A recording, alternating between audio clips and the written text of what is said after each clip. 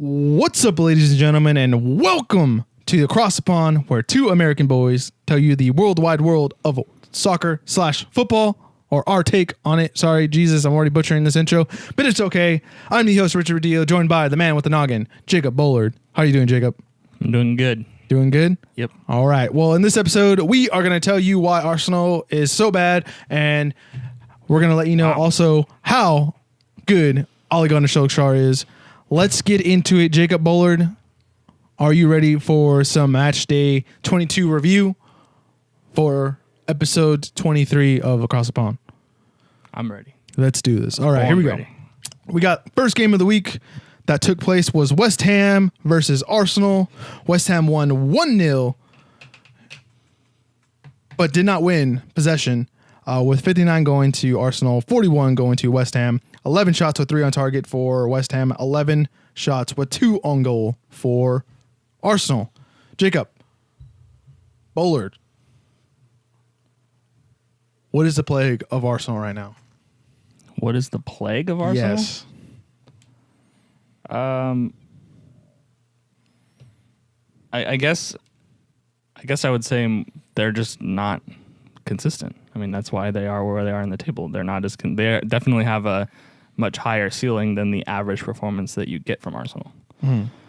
I think that I know that last week I was anyway, kind of praising that Unai Emery had figured out how to use Xhaka in his system, and then Xhaka let me down this week. I think they need to find a replacement there. The continued omission of Mesut Ozil is puzzling. Like, not even was he even in the squad? No, he wasn't in the squad. He wasn't even in the squad. Yeah. So, I mean, I understand that Unai Emery and Ozil are having problems, but Ozil can't. He can't be that bad. I think he's the sort of player that you need to try to fit in your system. Yeah. As well as Arsenal have done, like they went on that very long unbeaten streak to start the year and all of that. Like, Ozil is a better player than most of the people. At least he should be a better player than most of the people that they put out on the field. Well, obviously, if they go forward with keeping him, is he one of those key players that need to build a team around, or is it already past his time where he's going to be the piece that builds around whatever is like Aubameyang, Lacazette kind of player? I think he's lost his chance, like whatever the reason be it, like he's not putting forth the effort on his end, or maybe he's getting the short end of the stick from Emery. I think that the time has passed for Ozil to be the centerpiece of this team. Okay. But he should be capable of being an excellent complementary piece. Yes. So definitely. It's kind of weird to see that, like, he's not even in, like, the people that weren't subbed on are Lichtsteiner, Monreal, and I'm not even going to pronounce that guy's name. Edward. No, I'm not going to try it. Something or other. Probably a youngster from the academy. Like, there's no way. And who came on? Bellerin, Torreira, and Ramsey. So, I mean, there's no way that Ozil can't at least find himself on the bench as someone who could come on and, like, make a difference. Hopefully make a difference in, like, the last 15, 20 minutes of a game. Definitely. And making a key pass here and there. Right. It's like, because he's definitely capable of that. Hi, I'm Mesut Ozil. How may I assist you? Like, come on. That's his. Exactly. That's his There's a catchphrase. reason why that's, like, such a popular thing. I know. All right. Let's keep moving. Yeah. All right. We got Brighton versus Liverpool. Unfortunately for Jacob, Liverpool won this game 1-0. With them leading in possession at 71-29.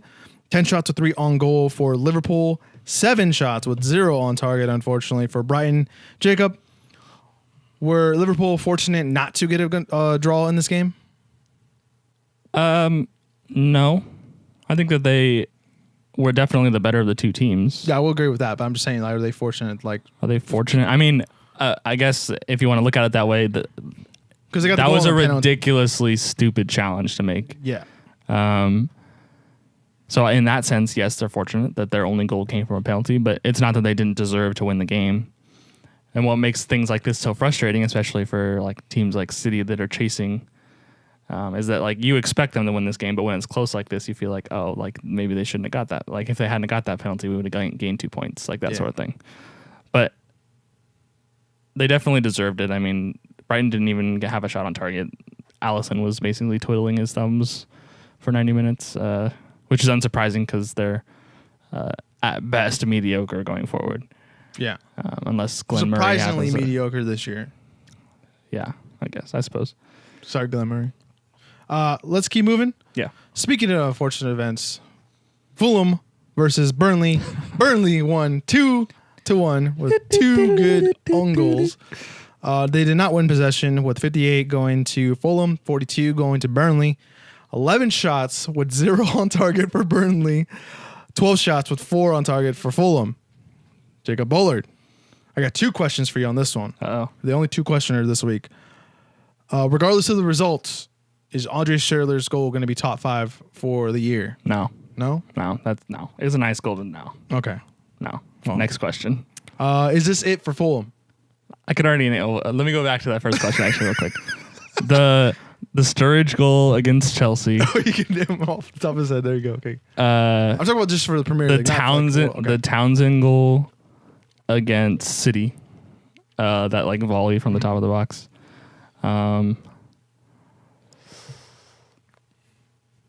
know Holebas has had a couple of really good ones this year, like from outside the box. Definitely, yeah. I remember. So maybe right now it's like 5th. Will it end the season in the top 5? No. Okay. It was a great goal. Don't get me wrong, but no. Get that out here. Okay. Okay. Next, sorry. Give me that second question again. Is this it for Fulham? Sorry. Ooh. I'm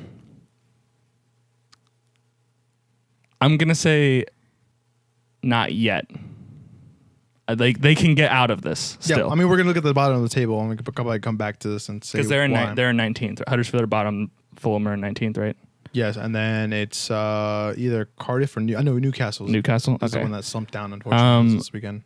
After this weekend. I think that they can still save themselves. It's not, like, dead and buried yet. But anytime you're losing games when your opponents have no shots on target. That's... and they weren't even... Both of the own goals were like long balls. Interventions that shouldn't have been made. Like if the first one, I don't remember, like, oh, I guess you named them right here. So like Brian for the first one, that cross coming in on the right, like I guess it's impossible for him to know, and maybe as a team they need to communicate better. But like if he lets that ball go, there's no one there to tap that in. So like he like stuck a leg out and like scored an own goal, and he didn't need to intercept that. And then the second one was the header. First off, what a finish. Because like that was like a great far post header right there. Well, he was trying to clear it off, obviously. I know. But it just didn't go in the direction that he wanted it to go. I think that one's probably a little bit more defendable. Trying to do the best but thing yeah, possible. I mean, you don't want to be... it's a big 3 points for Burnley, getting a win without like having to do anything basically but cross the ball into the box. But I don't think Fulham are dead yet. But like if they fall more than 3 points from... Are they more than 3 points right now from getting out? I think they're only 3. They're 3 points behind Newcastle, so like they're 1 win away. They're like just a game away from. Like, yeah, they're all within an arm's reach besides Huddersfield. I think they're still in single digits. Actually, wait. After this week, I think they're at 10 points now. Let me look right now. Actually, Fulham. Oh, Fulham is 4 points back. Oh no, they're 13. Right, shit, my bad. I don't think they're dead yet. Okay. I would have to look at the schedule, but I don't think they're dead yet. Okay. Let's keep moving. Yeah. All right. We got Cardiff City versus Huddersfield Town. It was boring game of the week. A 0-0 draw. Huddersfield Town did win, had a moral victory in possession, I guess, with 61% possession and 39 going to Cardiff. 3 shots with 0 on target for Cardiff. 14 shots with 2 on goal for Huddersfield Town. I think the first 3 games this week have had each side that didn't have a shot on target. That's interesting. Jacob, was it poor for both sides to not try to at least get a point, or at least try to get the 3 points? I suppose, but I think that it was it Huddersfield that should have had the penalty? Do you remember that? This was the game that had that, like, the ref gave a penalty, then he went and spoke to his assistant, and the assistant said that it wasn't a penalty, and the ref came back and threw the penalty away. That was this game. Yeah, I was looking at the edge of the box, but I thought it was a penalty. Okay. So I think that, although I'm blanking on like whose penalty it would have been, So like there should have been probably a result in this game for like one of the two teams. So I think that obviously Cardiff only getting 3 shots and none on target against the bottom team in the league is pretty revealing as to their state at the moment and how they performed in this game. Huddersfield is starting to get desperate. Obviously, they need quite the miracle at this point to not be one of the 3 teams. Yeah, that and are they relegated. just sacked Wagner as well. Or did he leave? No, they sacked him. They sacked. Yeah, they sacked him. Yeah. So Unfortunately, American manager going. So Huddersfield at least like had the onus trying to get a result from this game, and then someone got screwed by the ref. Let's keep moving. Yeah, let's do it. All right. We got Watford versus Crystal Palace. Watford won 2-0 and also did not win the possession battle, with 55 going to Crystal Palace, 45 going to Watford. 15 shots with 6 on goal for Crystal Palace. 16 shots with 2 on goal for Watford. Jacob, when we did our predictions last week, did you think Tom Cleverley was going to be the hero in this game? No, obviously not. It was a really good finish. I mean, like that kind of like half volley up into the top left corner. I totally forgot he was on the squad, to be honest with you, because they've had starting in the I year guess. they didn't have him near the lineup. I think it was maybe on the bench or maybe he was hurt actually. Yeah, I'm not sure. Yeah, because of Will Hughes and Pereira has been in that midfield. Obviously, Craig Cathcart making up for his own goal with the equalizer in the second half. So good on him. You know, scoring on both ends in this game. I don't know if that's going to count in the stat sheets. You might come out with a 0 on that. I mean, I suppose. For Palace, again, that just kind of I still feel like that they should be doing better. I feel like they've lost a lot of games this year from a leading position, where they just like crumble at the wrong moment. Yeah. Obviously, you know, they beat City a couple weeks ago, but I think they're the best side that are like right out of the relegation zone, like right in, you know, because there's a separation between the 6 and then the mid-table teams, and then the mid-table teams, and then the lower end teams. But then there is a separation between like the relegation zone. So like they're like the best side of like the bottom of the table, I feel. And in this year, it seems like they're definitely getting the short end of the stick, unfortunately. yeah. Let's keep moving. We got Leicester City versus Southampton. Southampton won 2-1 with 10 men on the field. They did not win possession, with 72 going to Leicester City, 28 going to Southampton, 23 shots with 6 on goal for Leicester City, 8 shots with 3 on target for Southampton. Jacob, is Southampton a better team, or is Southampton better than what their position on the table is? No, I don't think so. I think I'm somewhat of a firm believer in the like you are what your record says you are sort of thing. Although I suppose that there is a little bit of, you know, in single moments, you know, decisions that go one way or the other, stuff like that, where over the course of a season you can kind of consider yourselves unlucky. But in general, no, I don't think so. I think that, but I would also separate that from, do they have the potential to be, with the players that they have right now, they have the potential to be a solidly mid-table. They have the potential to be solidly safe. I'll put it that way. Yeah, well, I'm going to disagree with that, because I think what has happened, I think the first bad move they did was bringing in Roy Hodgson in the beginning of the year, right? No. Not Roy Hodgson. What's the other Hughes. guy? Hughes. Mark Hughes. Mark Hughes, sorry. Yeah. That's what I meant. The manager that began the year, I think he was the crutch for them, and that's right. The reason why they're been at the lower end of the table, and I feel like they're at best a decent side in the mid-table. And I feel like with the new manager there, they'll have the potential to not just clear the relegation zone, but maybe even make a run back into the mid-table by the end of the year. I would put them in the like 14 to 10 range at best. Like if they were playing as well as they could with the squad that they have right now. And then Leicester, it's hard to really care is not the right word, but like their season's over. Yeah. They're not going to get relegated. They're not going to. I guess the only thing is that seventh, depending upon what Chelsea do in the Europa League, Yes.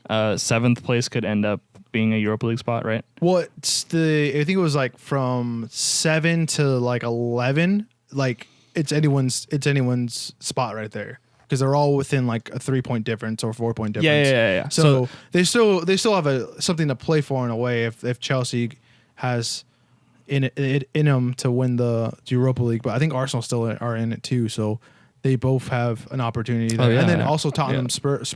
No, Spurs. Spurs are through. I'm thinking of that Champions sketch where it's Harry Kane and then they run into. They go to the Europa League mansion or whatever.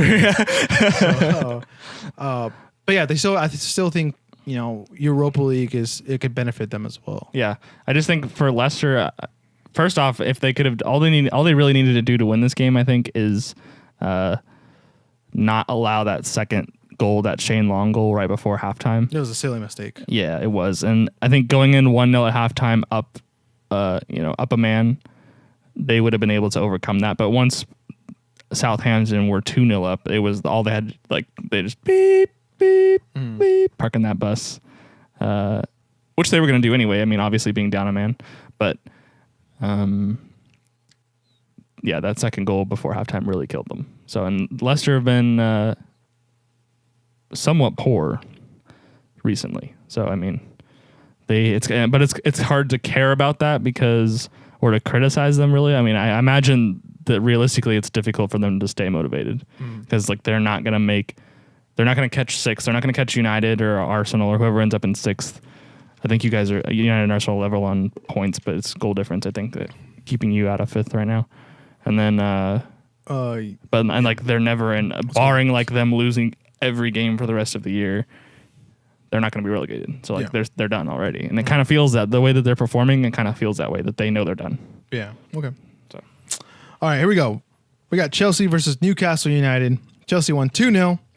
With the winning possession with 66 going to them, 34 going to Newcastle, 10 shots with 6 on goal, 9 shots with 2 on target for Newcastle. But Jacob, is Jacob playing more competitively? No. Is Newcastle playing more competitively? Because it seems like this game they actually went for it a little bit more. No, I think Chelsea were poor on the day. Okay. I think that Newcastle definitely had a couple of chances that they could not convert.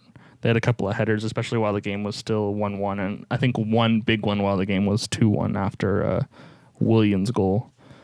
Williams' goal was pretty nice. Williams' goal was really nice, not only for the finish, but the turn that Hazard made when he received the ball on the top of the box, and then like completely, I don't know what midfielder was right there behind him, but like torched that dude, turned and then passed left to Willian, and then it was Yedlin and Lascelles. Yeah, I think that didn't give him too much space, unfortunately.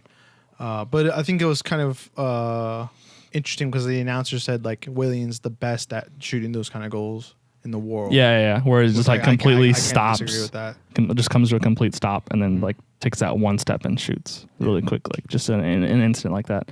But no, I don't think that Newcastle are starting to compete any better. I guess more along the lines of your question. I think that I'm trying to look actually when the last time they won a game, and it was not December. They beat Burnley 2-1 November 26th. That was the last time they got 3 points out of a game. So, no, to answer your question. Well, I meant for like that for, it's a new year and like I think that Chelsea, I think they caught Chelsea on a bad day. Well, a lot of people seem like they've been catching Chelsea this past month. So it's fair. Maybe they're still hungover over that City win. But let us keep moving. We got Everton versus Bournemouth. Everton won 2-0, possessing the ball 51% of the time to 49 going to Bournemouth. 15 shots with 3 on target for Everton, 16 with 7 on goal for Bournemouth. Jacob, are Everton just better than Bournemouth?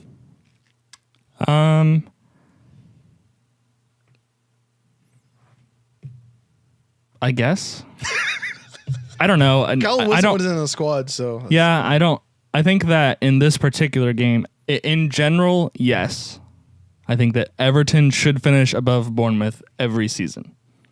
Even this Bournemouth that's been like really good on the counterattack basically all year, stuff like that. But in this particular game, they ran the risk. Like they didn't get their second goal until the 95th minute.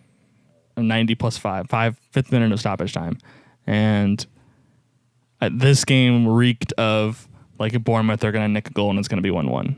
And like they just like couldn't like get that clear cut chance where they should have scored. So I think that like if you were to play the second half of this game over again, like half the time Bournemouth get at least a point. So like I don't think that Everton were like overwhelmingly the best team in this game. But over the course of a season, I would take Everton every time. If that answers your question. Okay. Yeah. No, okay. No, that's fine. Let's keep moving. We got the game of the week that we called last week. Hey, glorious game. We got Manchester United versus Tottenham Hotspurs. Manchester United won 1-0 with not winning possession, with 61 going to Tottenham, 39 going to Manchester United, 21 shots with 11 on goal for Spurs, 13 shots with 8 on target for Manchester United. Jacob. I'm ready for your stupid question. Ollie is at the wheel. How good does it feel? We got Sanchez, Paul Pogba, and Fred, Marcus Rashford, Mac Bourne, and Bread. And bread. Yeah. Jacob. Was there a question there? No. I just want to sing the news. It's like a newer chant. Came out like 2 weeks ago. Keep working on it. No, there's like it's like a weird. It doesn't sound good when it's slowed down like that. But Okay. You have to sound a little bit more drunk. So it only too. sounds good when you're like slurring your words and saying it really fast. Yes. Okay. Because you can barely understand those people. Anyways, okay. I want your perspective on this because you're not a United fan, obviously, but it'd be interesting to get your perspective from an outside view. Should Ole Gunnar Solskjaer get the job? No. Okay. I don't think that. I would want him to get the job because I think it would be another long-term mistake for like a short-term fix. I don't think that Ole Gunnar Solskjaer is the long-term answer. I think that there's obviously every time there's an opening at United, the rumor mill is like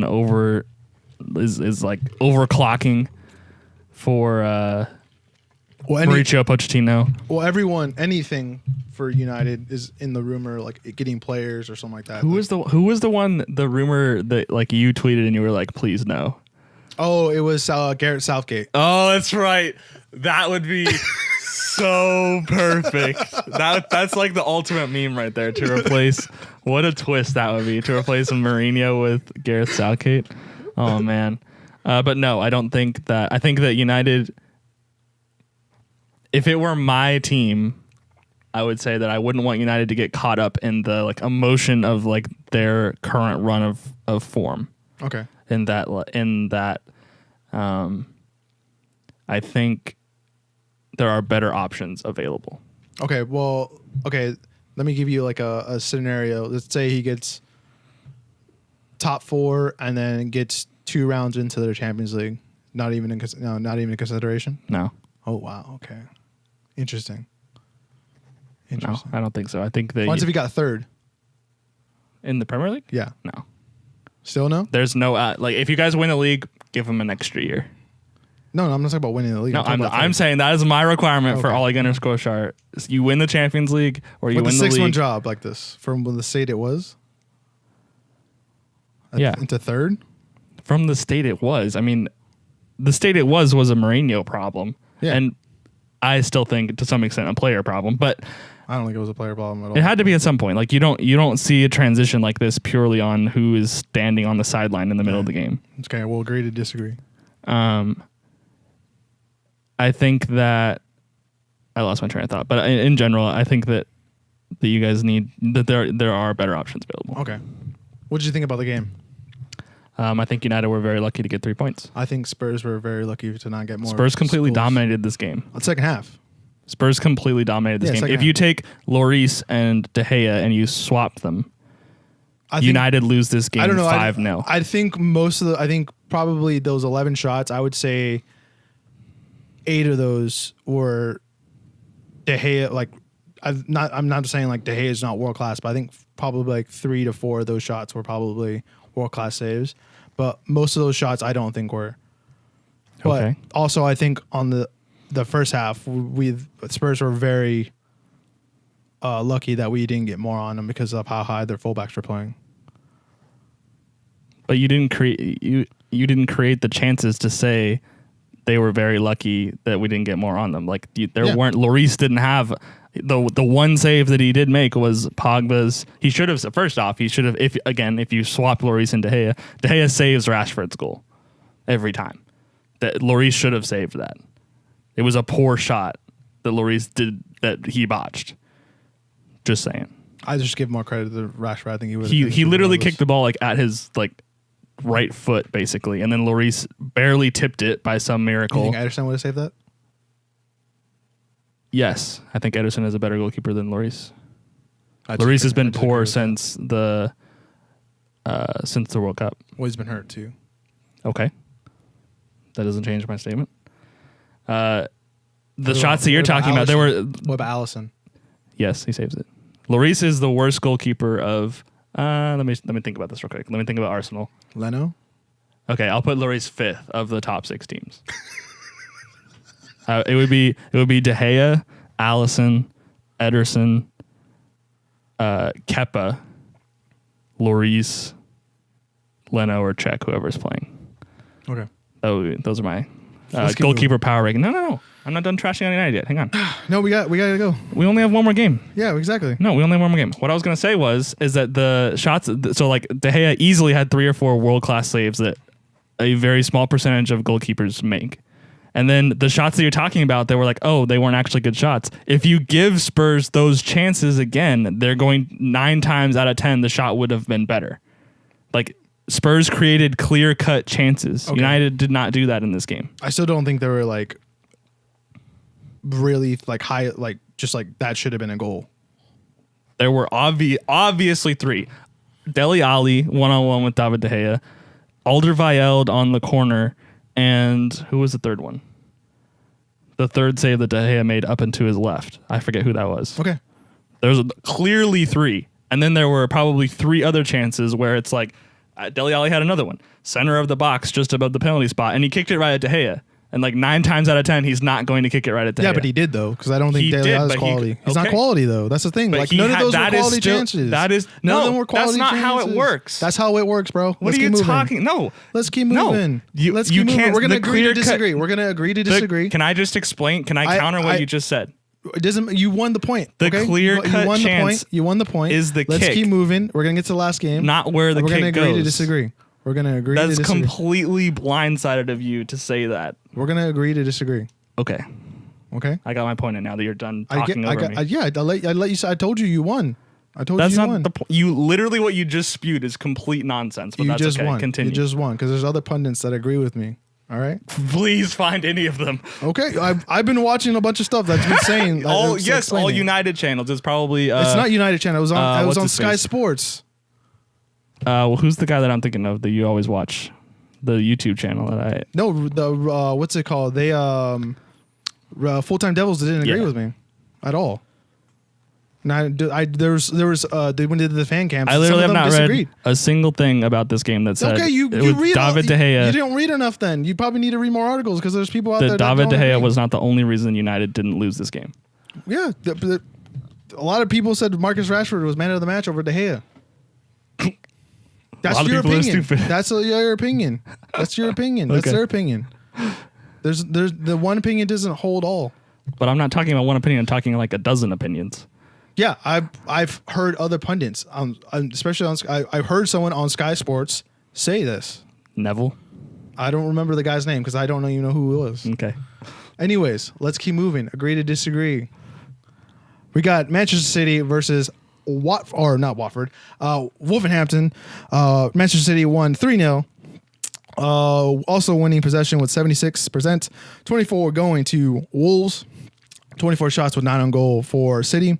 3 shots with 0 on target for Wolves. How fitting to end it.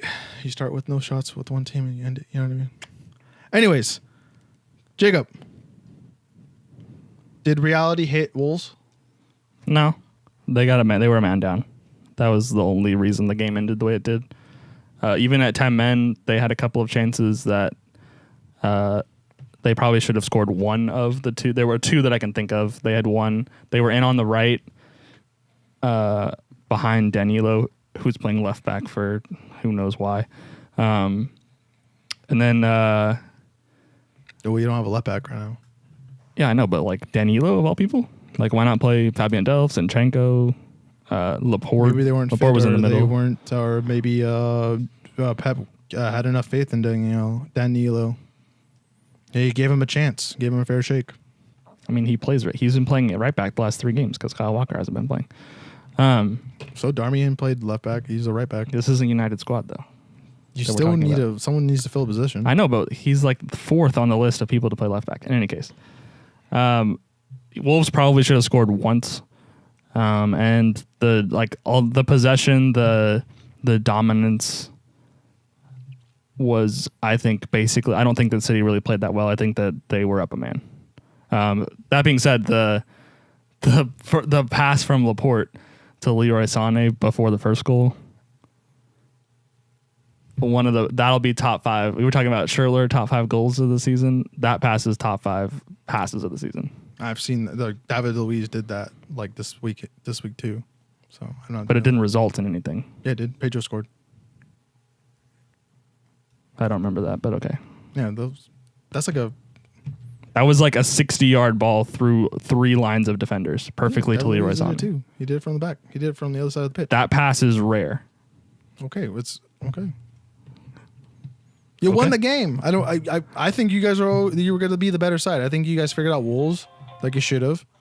I like how my ESPN app just decides to play a random video, even though I have the Premier League table open. But yeah, I think this is more of what I expected it in like their first set of games, I guess, when you guys played Wolves. But I think maybe Pep was just a little surprised from the draw.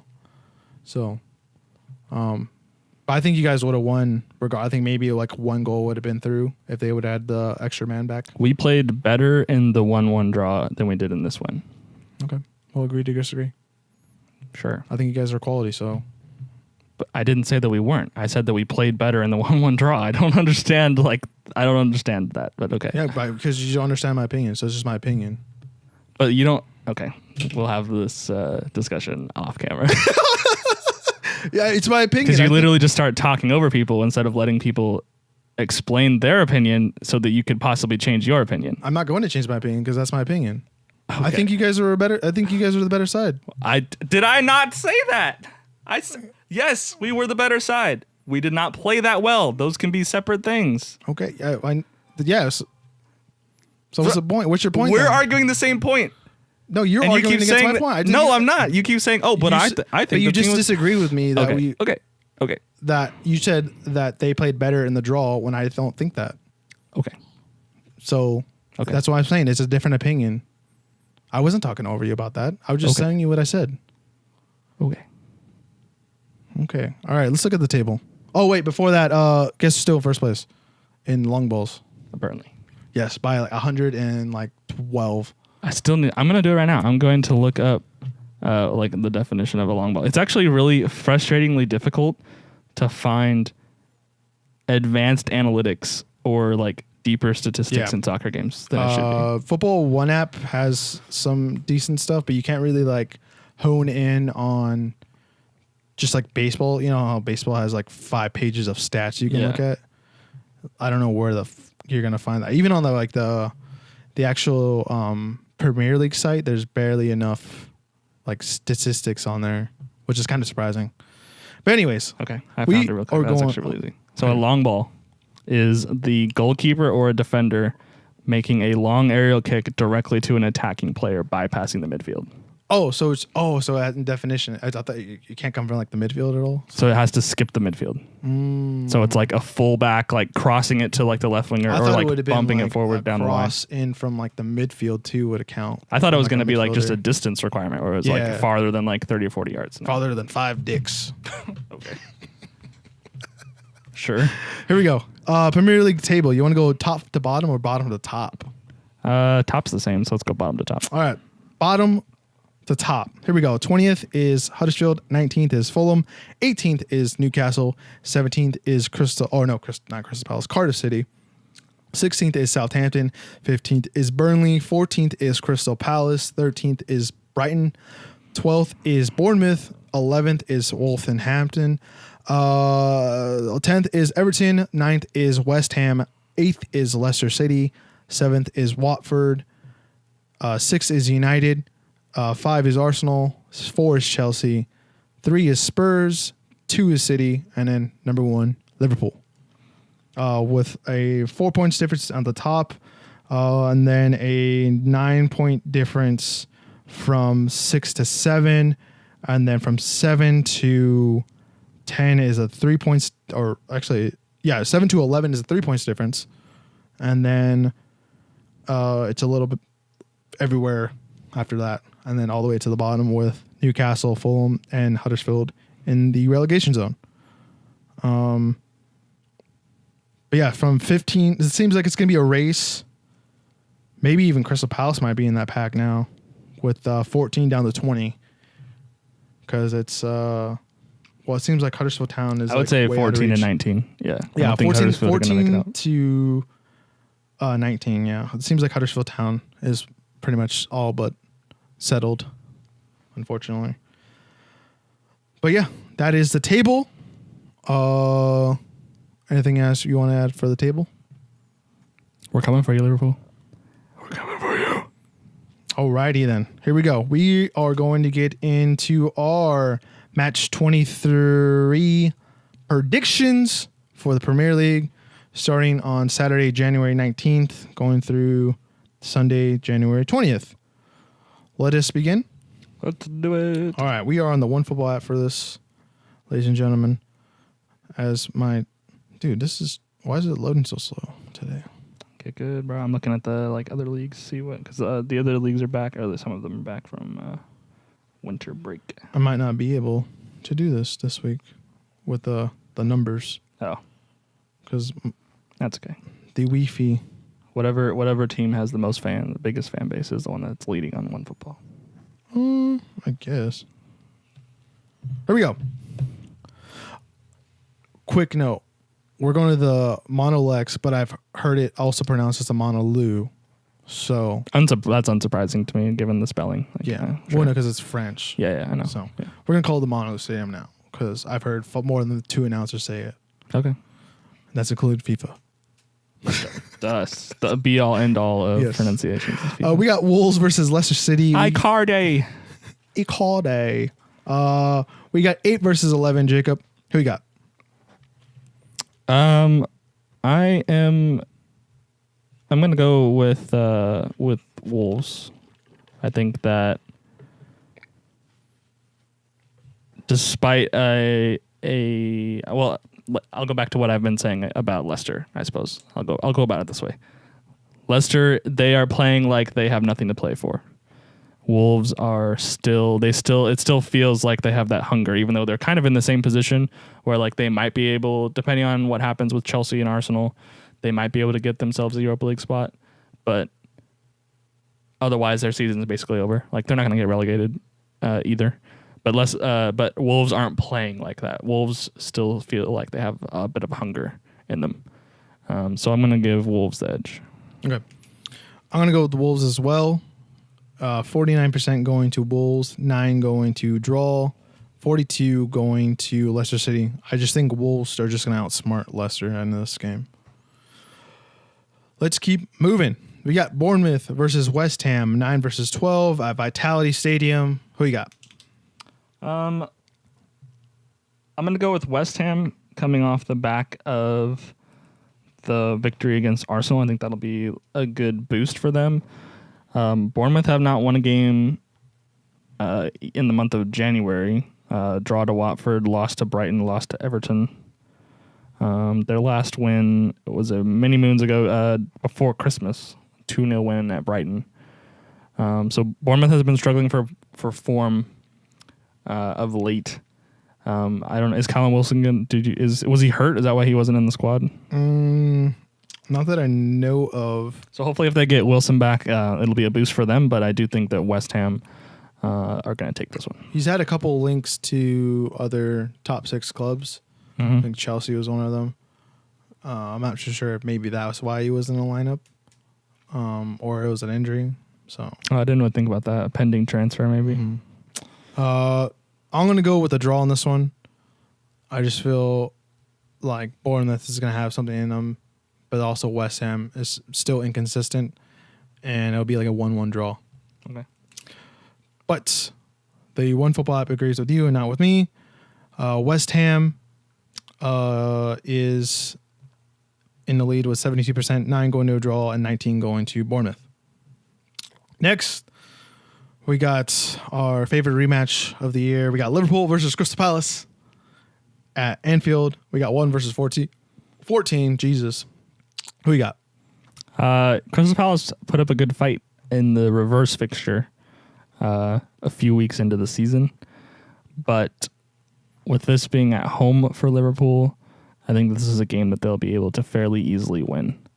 I think Crystal Palace giving up those 2 goals kind of late-ish in this halfway, I guess, or so through the second half against Watford last week. I do think that they're going to have obviously a more difficult time against Liverpool. I don't think that Palace will be able to hold Liverpool the way that Brighton did, the 1-0, which is the penalty. I think Liverpool will have an easier time. Yeah, I'm going to go with Liverpool too as well in this one, but I'm going to state this bold prediction or statement. I will not be surprised if Crystal Palace somehow gets 3 points out of this. 3 points, not even a draw, 3 points. Yeah. Okay. But 86% going to Liverpool, 2 to a draw, 12 to Crystal Palace. Next, we got Manchester United versus Brighton at Old Trafford, 6 versus 13. Jacob, who you got? Holy shit. Sorry. I guess I have to go with United here. Home game, you got still running on the 6 consecutive victories since Solskjaer. I put an extra K in there. Solskjaer. I'll never be able to pronounce it right. That's fine. Why don't you just say Ollie Gunnar? Why don't you just call him Ollie Gunnar? That's a cool name. Just Ollie. No, it's dumb.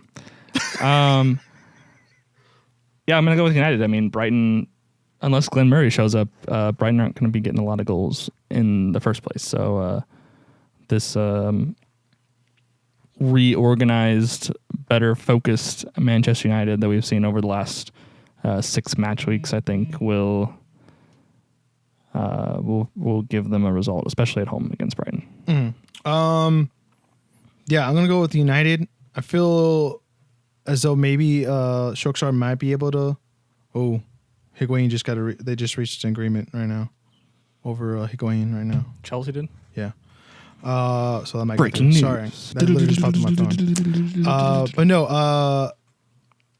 Yeah, I think it's gonna be a game where maybe you will see Sanchez start. I'm not too sure.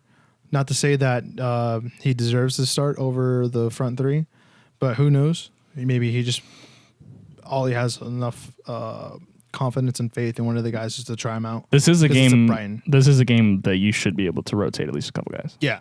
So it's no disrespect to Brighton. It might be just a reality. Yeah. It might be the week where we try something a little bit different. Maybe kind of see how we can do the false 9 again. Maybe have Sanchez instead of Lingard right there. So 89% going to Manchester United, 2 to a draw, 9 going to Brighton.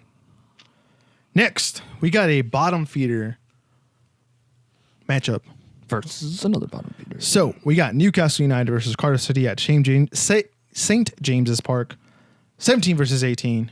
Jacob Bullard, who you got? I'm gonna go with Newcastle. I think that this in my mind, this is their last chance to prove that they can be more than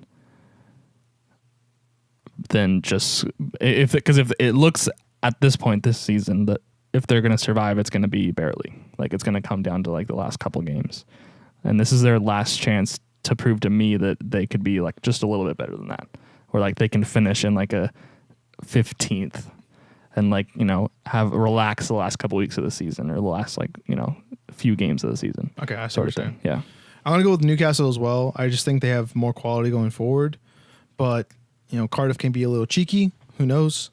Wouldn't be surprised if they got 3 points out of this, but I'm still going to go with Newcastle. Yeah, and Cardiff are coming off of a game where they only managed 3 shots and then on target against Huddersfield at the bottom. So yeah. So 68 going to Newcastle, 11 to a draw, 21 going to Cardiff City. Next, we got Southampton versus Everton at St. Mary's, 10 versus 16. Jacob Bullard, who you got? The app keeps flipping back to last Saturday, even though it's set on the 19th. I don't understand why this app is so broken. I'm going to go with Everton. They are the better team in form and on paper. Southampton are still in a position where they need all the points they can get, but I think they got 3 points more, or maybe 2 points more than they should have last week. With the 2-1 win at Leicester. Leicester should have got something out of that game, especially once they were down a man. But yeah, I think I'm going to go with Everton, even though Southampton are the home team. Everton they're better all the way around. Okay. I'm going to disagree with you on that one. I'm going to go with the draw, just because I feel like Southampton is going to carry this momentum from last week, but also I think since the coaching change, they've been not a totally better side, but a decently better side. I see a mistake in Everton's back line getting a little leaky. So I'm going to go with the draw.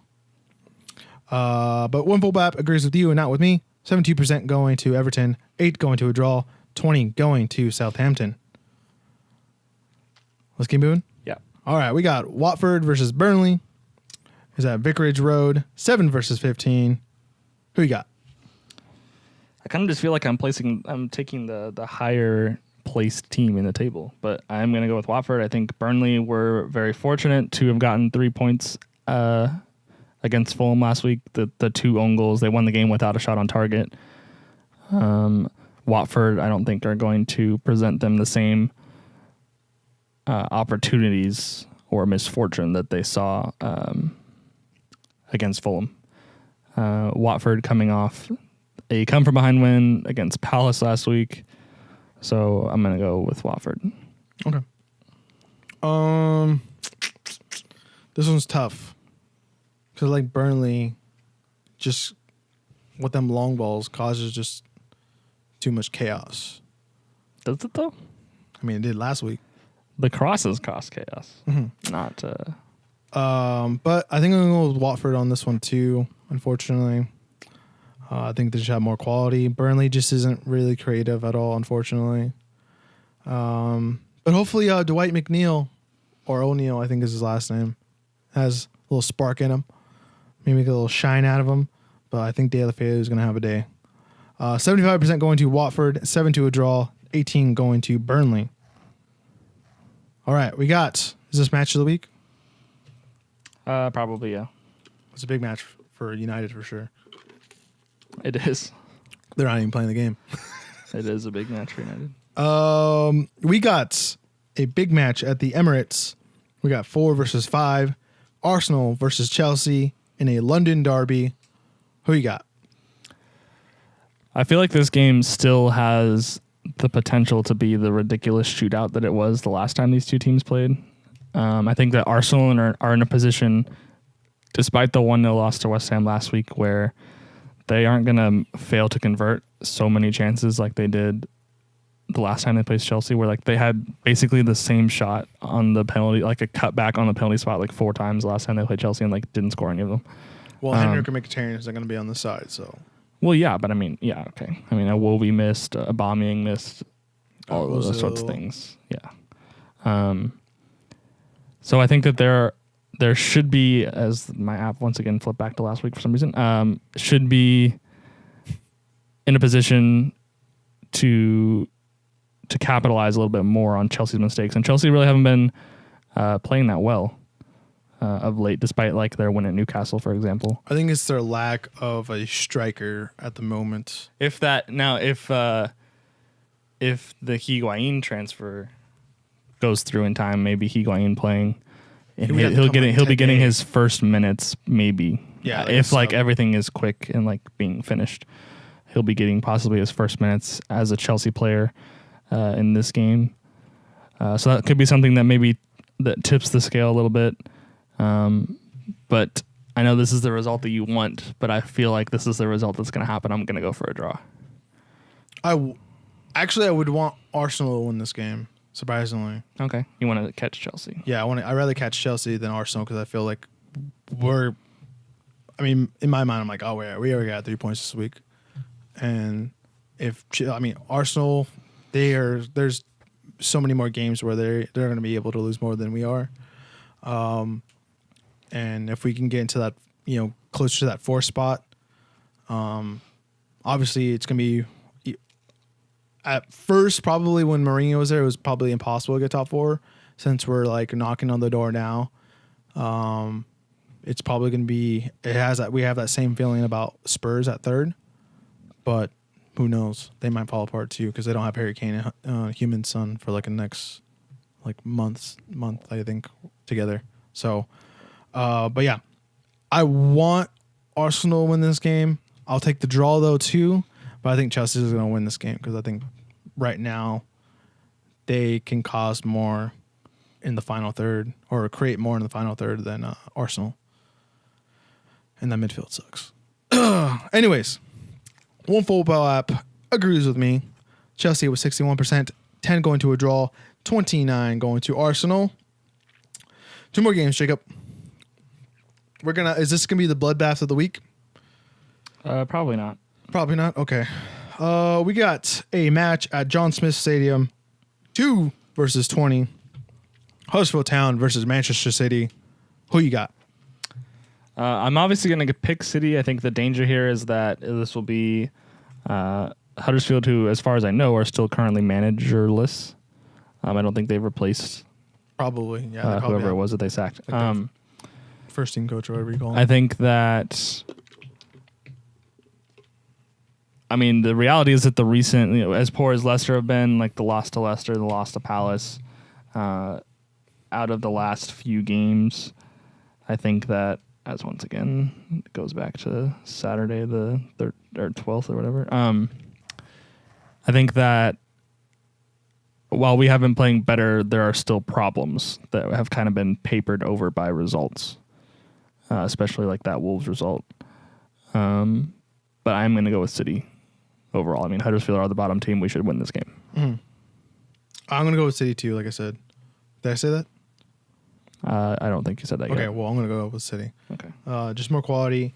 They're going to be able to break this team down.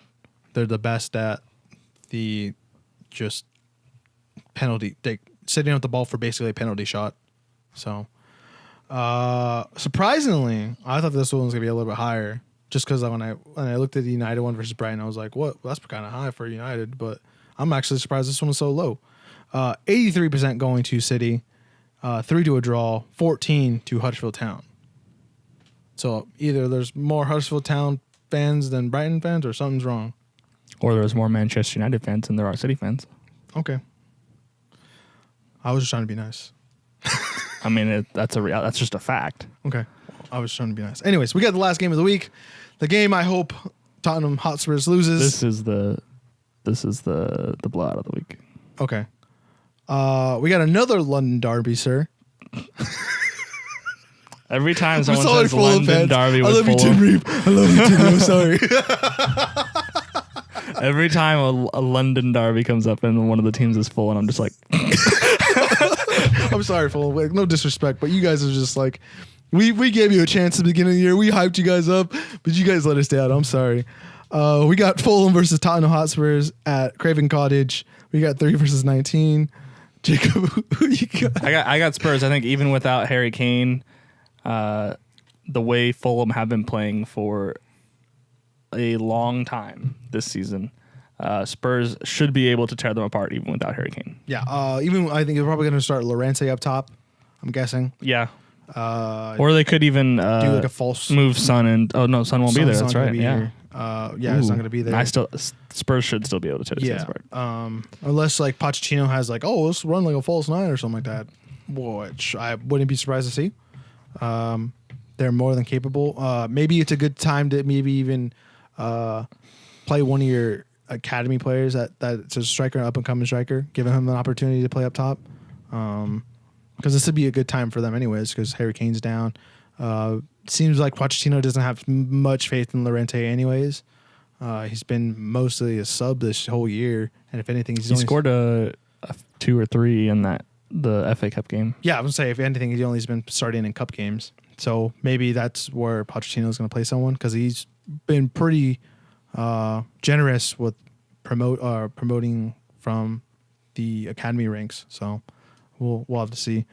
I'm going to go with Spurs too, because that's just an easy pick. Unfortunately, I want them to lose this, but it's not going to happen.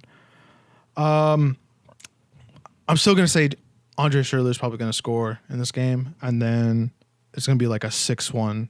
Dang. Yeah, it's going to be. This is how bad Fulham's backline is. It's so inconsistent. We might even get 2. I wouldn't even say it's inconsistent. I would say it's consistently bad. Okay, sorry. Okay, sorry. I was wrong on that one. You can correct. I'll change my mind on that one. Yeah, I wouldn't even be surprised if they have like. Why are you picking Fulham for me? What are you doing? Oh, the hell, dude! I literally lost my. I started to write T, and then you said the like inconsistent backline. I was like, and then I lost my train of thought. Then I got back. I was like, wait, what was I writing? Because all I had was like the one line, and I was like, oh crap, what letter was I gonna write? I forgot. I forgot what I was gonna say, but yeah, they are not. I'm sorry. This is like the definitive game this week where this side is gonna win no matter what. Okay, those are famous last words. Right, I don't care. Like United Brighton is up there. City versus Huddersfield Town is up there, but this is the one where just a team that cannot defend whatsoever versus a team that can attack for the whole game and outpace you. Like, yeah, it's not gonna happen. I'm sorry. Okay. One Football app agrees with us and not with Fulham fans. 80% going to Spurs, 4 going to a draw, 16 going to Fulham. That one should be the lowest actually out of all of them, honestly. Yeah, without Harry Kane and Son, I can see some people being hesitant. Nah, I would still go with Fulham. Or not Fulham, I would still go with Spurs. See, that's why I was writing enough, because you. Alrighty, is that it? I did write down Leipzig and Dortmund in the Bundesliga, which is back this week. On those? 1 and 3 or 4, I think. Really? Wow. What's the point difference though? That's the real question. Probably a good amount. Bundesliga. How did I get to Serie A? It is 1 and 4, but the point difference is 11. Really? 42 points to 31 points. Yeah, so it's still a big game for Dortmund because they still want to have that cushion between them and Munich. Mm-hmm. So doing that and then putting their foot on the throat of Leipzig. Sorry, Leipzig. Why did I say Leipzig? I don't know. Is a big thing. But yeah, I think like Wolfsburg and Frankfurt and Hoffenheim are like, yeah, beat the crap out of them. So, because like that's the result they want. But yeah, I still think it's regardless of the points difference between these two teams, it's still a big game for Dortmund because they've been keeping it up all year, and usually in a year you have the downward trajectory for a little bit maybe. But they've seemed to not have that this year so far. So far, yeah, true. So, still a big game, I think, regardless. They just need to, for as long as they can, they just need to keep as big a gap as possible with Bayern. Yeah, they've been because at any moment, Bayern, I feel like will eventually flick a switch at least in the league. Yeah, it seems like they've kind of made the same turn as Liverpool, with making not just having a great attack, but having a great midfield to cushion the back line to prevent goals, just like silly goals. And and goals that shouldn't happen Yeah. against lower end opponents. Yeah. Because like we know the years of looking through like Dortmund losing to like bottom 3 teams has happened before, just because they weren't well coached. I feel like I forgot the guy's name. He's been doing a great job. Oh, the Dortmund coach? Yeah. Yeah, I do not remember his name either. One thing also that I would say that makes this, in my opinion, a slightly bigger game for Dortmund is that Dortmund are in the Champions League. Obviously, Bayern is chasing them, but like both of them being in the Champions League knockout stages, Dortmund is playing a Spurs now that's going to be without Harry Kane, which completely changes the face of that draw.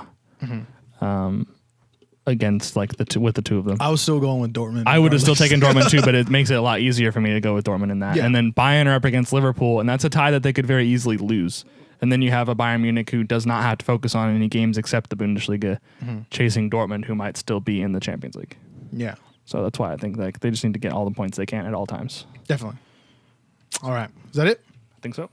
All right. I'm going to go with Dortmund in that game, by the way. I'm just letting you know. Okay. Jordan Sancho hat-trick. I'm just kidding. Jadon Sancho. Jaden? I thought it was Jordan. It's not Jordan. Jaden? It's Oh, okay.